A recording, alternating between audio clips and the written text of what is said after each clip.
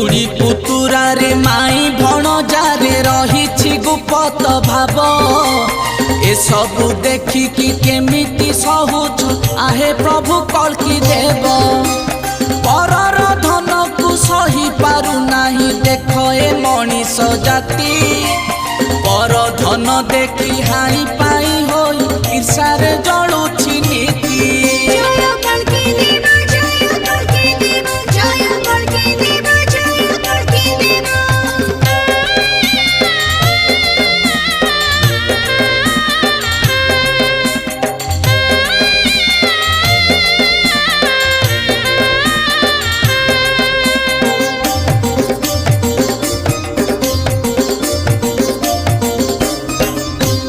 जन्म कला बाप माँ को एठारे पचारू नाहांती पुओ